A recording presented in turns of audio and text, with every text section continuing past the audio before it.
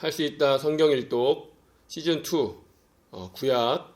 오늘은 이사야입니다. 우리가 이제 성문서를 마치고 오늘 이사야부터 이제 예언서를 시작하는데, 예언서도 두 가지로 나뉘죠. 대예언서, 소예언서, 선지서라고도 하고요. 이 대선지서는 5개인데 대선지서와 소선지서를 나누는 기준은 내용의 중요성이 아니라 분량입니다. 얼마나 많은 장수를 가지고 있는가. 그래서 이사야, 예레미야, 예레미야애가, 에스겔, 다니엘. 물론 예레미야애가는 5장밖에 되지 않지만 예레미야와 함께 묶여 있고요. 그래서 5권의 대예언서, 대선지서를 오늘부터 시작을 합니다. 특별히 우리 이사야는 구약의 신학책이라고 불리는, 그만큼 굉장히 중요하고 신약에서 매우 많이 인용이 되는 성경책인데, 우리가 이사야를 짧은 시간에 살펴본다는 것은 사실 불가능합니다. 그렇기 때문에 이사야의 이미지, 이사야의 뉘앙스, 이사야의 느낌, 이런 것을 느끼실 수 있을 정도로 같이 한번 잠깐 살펴보도록 하겠습니다. 이사야라는 말의 뜻은 하나님의 도움, 하나님의 구원이라는 뜻을 가지고 있습니다. 사람의 이름이죠. 이사야 선지자가 활동한 그 연대를, 기간을 말씀드려보면 BC 740년부터 BC 687년, 이렇게 연도로 말씀을 드리면 잘 이해가 안 되시죠? BC 740년부터 BC 687년. 이해를 돕기 위해서 좀 말씀드리면, 지금 이 기간 동안에 북이스라엘이 멸망했습니다. 북이스라엘은 722년에 멸망했고요. 이사야의 활동 기간은 740부터 BC 687, 한 53년 정도 활동을 했고요. 그 당시에 이제 남유다의 왕으로는 우시야, 요담, 아하스, 히스기야, 그리고 그 다음 왕인 므낫세 때 이사야가 죽었죠. 그리고 이사야가 순교를 하는데 통나무 안에 사람을 집어넣고 통나무를 톱으로 켰다라는 말이 있습니다. 이사야는 총 66권인데 세 부분으로 구분해 볼 수 있습니다. 1장부터 39장은 이사야가 활동하던 시기에 대한 예언, 40장부터 55장까지는 포로기, 바벨론에 가서 포로 기간 동안을 예언하는 내용, 그리고 56장부터 66장까지는 남유다가 포로 생활을 마치고 귀환한 다음의 생활들, 구원을 받아서 평화로운 삶을 살 것이라는 예언, 그런 내용들이 기록되어 있습니다. 이사야의 활동 시기의 주요 사건들을 한번 말씀드리려고 합니다. 한번 잘 보시면서, 지도도 준비했으니까요. BC 740년부터 활동했다 그랬죠. BC 735년 활동을 시작한 지 5년쯤 지났을 때에 아람과 북이스라엘이 유다를 침공합니다. 남유다를요. 이때 이사야의 예언이 하나 있는데, 이제 그 당시 왕이 아하스 왕입니다. 우시야, 요담, 아하스, 히스기야, 아하스 왕에게 예언을 하는데, 무슨 예언을 하냐면, 지금 우리나라를 공격하고 있는 이 두 나라는 아수르에 의해서 곧 멸망하게 될 것입니다. 라고 지금 현재 왕인 아하스 왕에게 예언을 합니다. BC 735년에요. 그리고 그로부터 3년 후인 BC 732년에 실제로 아람이 아수르에 의해 멸망을 합니다. 아람 하면 사실 아람이 우리가 헷갈립니다. 아수르, 아람, 어느 나라가 어느 나라고 어느 나라가 어디에 있고, 아람 하면 다 헷갈리니까 한 가지만 기억하면 되죠. 우리 나아만 장군이 아마 아람 하면 제일 유명한 사람이 나아만일 겁니다. 나아만 장군이 있던 우리 다메섹이 아람 나라의 위치입니다. 그리고 그로부터 또 10년 후인 BC 722년에 북이스라엘이 또 똑같이 아수르에 의해서 멸망을 합니다. 그 당시에 아수르 왕이었던 사르곤은 북이스라엘을 공격하고 북이스라엘 백성들을 사마리아에 두고 외국인들을 이주시켜서 그곳에서 결혼을 하게 해서 순수혈통을 굉장히 강조하는 이 하나님의 백성이라고 자부하는 그 사람들이 이방인과 결혼을 해서 그 사이에 태어난 사람들, 그래서 남유다 사람들이 사마리아 사람들을 그렇게 싫어하는 것이죠. 그리고 그 백성들이 일부는 또 포로로 끌려가고 일부는 남유다로 피신을 하게 됩니다. 그래서 이제 북이스라엘이라는 나라는 역사에서 사라지게 되고 회복도 되지 않고 이제 없어지게 됩니다. 그리고 나서 2년 후에 히스기야, 그러니까 지금 다시 한번 말씀드리면 이사야가 활동할 때 섬기던 왕들이 우시야, 요담, 아하스, 히스기야, 이 지금 720년에 히스기야 왕이 북이스라엘 전체는 아니지만 북이스라엘 지역을 다스리게 됩니다. 그리고 701년 아수르가 유다를 쳐들어옵니다. 침탈을 하려고, 약탈을 하려고 오는데 그때 이제 히스기야 왕에게 조공을 요구하죠.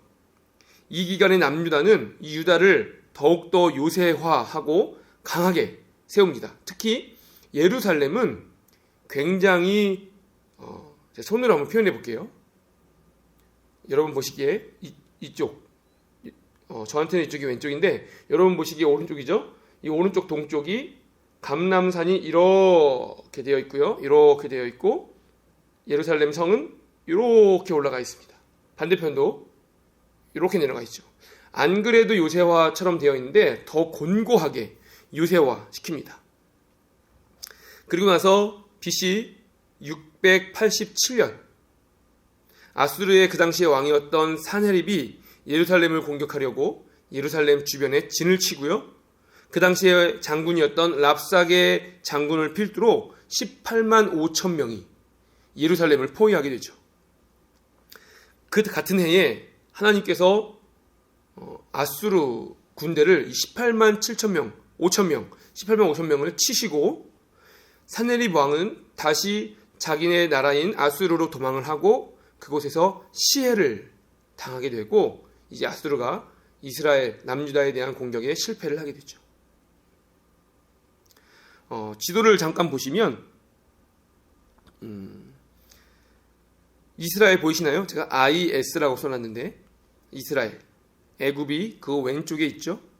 그리고 이스라엘의 5시 방향에 에돔, 그 위로 모압, 암몬, 아람 이렇게 있습니다. 더 크게 보여드리면 좋겠지만 크게 하면 이 자기 위치를 제가 제대로 할 수 없어서 작게 보여드렸는데 에돔, 모압, 암몬, 아람, 그리고 저 위에 아수르, 그 아래 바벨론이 있는데 물론 바벨론이 이제 아브라함이 갈대아 우르에서 나오잖아요. 지금 바벨론이라고 해놓고 바로 아래가 우르입니다. 그래서 그곳이 바벨론이라고 하면 되지만 사실상 아수르가 바벨론에 멸망이 되고 바벨론이 그 아수르 땅까지 다 지배하는 것이죠. 그리고 나서 얼마 안 있다가 바사가 또 그곳을 다 지배하죠. 그 아수르 바로 밑에 두 할래의 강이 있는데 그것이 티그리스, 유프라테스 그 강인데 그곳이 바로 메소포타미아라는 뜻이 두 강 사이의 땅이라는 뜻입니다. 자, 그렇게 알아두시고요. 이렇게 지도가 되어 있다라는 것을 참고하시면서 보시면 될 것 같습니다. 이사야의 주요 문학 기법이 있습니다. 여러 가지 기법이 있는데 은유적 표현을 자주 쓰는데 오염과 피라는 표현을 쓰는데 이것은 백성들의 죄를 뜻하고요. 오염과 피를 물로 씻을 수 있는 것처럼 백성들의 죄를, 이스라엘의 죄를 하나님께서 씻어주신다라는 것이고요. 또 비유적 표현으로 농부에 의해서 잘 가꾸어진 포도원이 들포도를 맺는 것처럼 하나님께서 이스라엘을 돌봐주셨다. 그런데 이스라엘은 배신을 하죠. 또 알레고리적 표현이 나타납니다. 내가 정성껏 키운 아들이 나를 배신한 것처럼 하나님께서 이스라엘을 키웠는데 이스라엘이 하나님을 배신하게 되는 것이죠. 또 상징적인 표현들이 나오는데 추수가 끝난 포도원에 버려져 있는 원두막처럼 시온의 딸들이 버려질 것이고 이스라엘이 버려질 것이다. 또 이제 언어 유희가 성경에 특히 구약에 여러 가지 히브리어로 되어 있는 것들이 언어 유희하기에 딱 좋은데 하나님이 이 히브리어를 사용하시는 것 같아요. 특히 예언서에, 선지서에, 특히 이사야, 예레미야에 자주 등장을 합니다.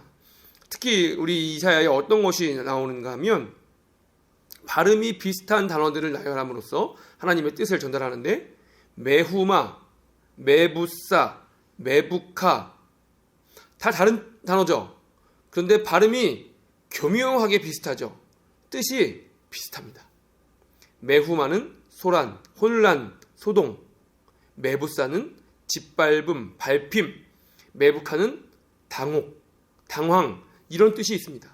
하나님께서 다른 단어지만 비슷한 단어를 나열하시면서 비슷한 뜻을 알려주심으로써 하나님의 이스라엘을 향한 메시지를 전달하시는 것이죠. 이스라엘 주변 국가에 대한 이사야의 설명이 또 있습니다. 아수르는 이스라엘을 공격하고 정복하고 포로로 데려가고 흩어지게 하지만 곧 바벨론에 의해서 정복될 것입니다. 블레셋, 아까 지도에 나오지 않았지만 블레셋은 이스라엘의 왼쪽 아래 애굽까지 내려가지 않고 이스라엘 땅에 있습니다. 블레셋, 모압, 그 오른쪽 아래에 있던 모압, 아람, 그 위에 아람, 이집트, 두로와 시돈 이런 나라들은 이스라엘을 공격하고 전쟁을 일으키지만 각 나라에 하나님께서 일으키시는 나라 내부 사정으로 인해서 모두가 멸망을 하게 됩니다. 또 바벨론, 아수르를 멸망시켰던 바벨론이 남유다를 침공해서 BC 586년도에 침공을 하고 예루살렘을 파멸시키죠. 그런데 이 바벨론은 예루살렘을 파멸시킨 지 50년도 되지 않아 바사, 페르시아에 완전히 멸망을 하게 돼서 이제 바벨론은 역사에서 사라지게 됩니다. 이런 하나님의 주변 국가들에 대해서 일하심을 볼 수 있고요. 또 이사야 선지자의 교훈을 우리가 엿볼 수 있는데요. 첫 번째로 유다의 우상 숭배, 부유한 나라가 되겠다는 욕망, 불의한 판결을 위한 뇌물, 음란, 술 취함 이런 것들을 이런 부도덕한 상태를 비난하고 있습니다. 또 삶으로 이어지지 않는 제사의식, 금식, 기도, 성전 출입은 아무런 의미가 없음을 말하고 있습니다. 이것은 오늘날 예배는 드리지만 삶으로 우리의 신앙이 이어지지 않는 오늘날 우리의 모습을 꼬집고 있는 것과 마찬가지죠. 또 가난한 사람, 과부, 고아를 학대하고 비난하면서 부유한 사람에게 아부와 뇌물을 주며 공의를 행하지 않는 사람들에 대한 고발을 하고 있고, 이방의 우상 유입과 우상을 섬기면서 하나님을 예배하는 일에는 게으른 그 이스라엘을 향해서 반드시 너희가 약해질 것이고 너희가 다른 나라의 지배를 받게 될 것이다 라고 경고를 하게 됩니다.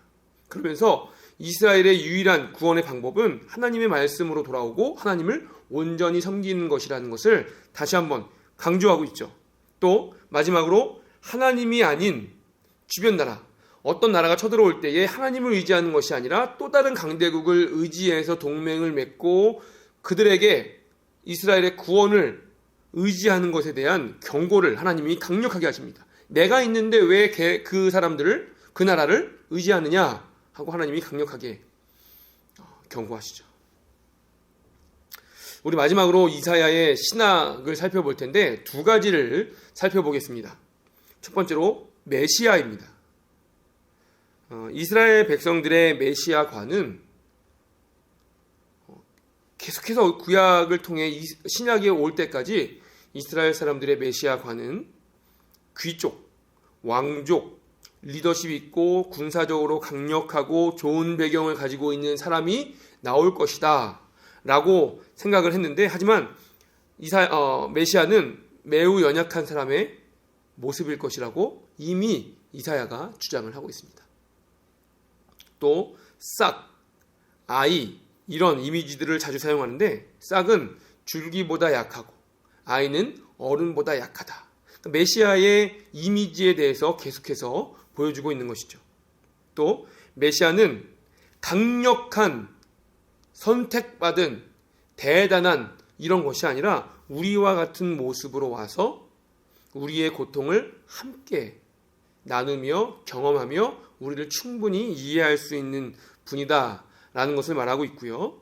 또 우리와 같은 모습인 메시아는 그렇기 때문에 겸손한 메시아다 라는 것을 이사야를 통해서 보여주고 있습니다.